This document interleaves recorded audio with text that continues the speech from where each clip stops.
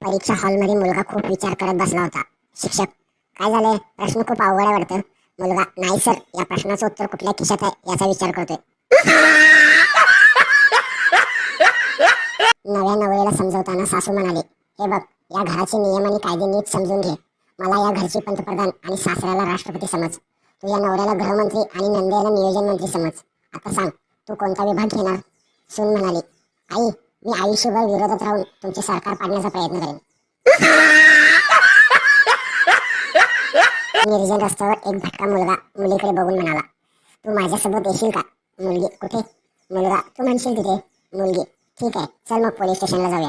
मुलगा, आता काय मी आपल्या बहिणीशी विनोदी करू शकत नाही का? जावई आपल्या सासऱ्याचं खूप अवघड ऑपरेशन करणार होता. ऑपरेशन आधी सासऱ्याने जावईचा हात पकडला आणि म्हणाला, मला वचन दे, जर मला काही झालं तर तुझी सासू तुमच्या सोबत राहील. जावयाने जीव ओतून ऑपरेशन यशस्वी केलं.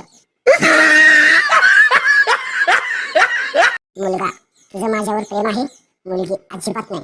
मुलगा, मग तुझ्या बहिणीला तरी विचार, ती तरी थोडं करत असेल. बायको, तुम्ही दारूवर खूप पैसे वाया घालवताय. आता बस. नवरा, आणि तू 5-5 हजारचा मेकअप करून येतेस की?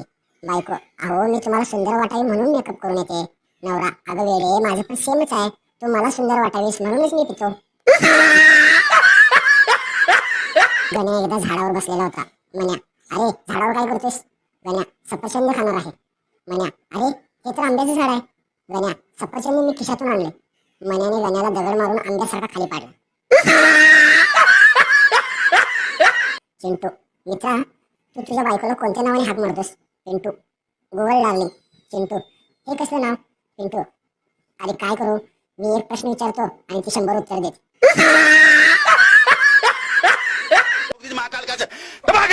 ठोक लीजिए, 5,000 लौटे दिख जाना चाहिए. ये 4,000 के लिए मैं यहाँ पे नहीं खड़ा हूँ.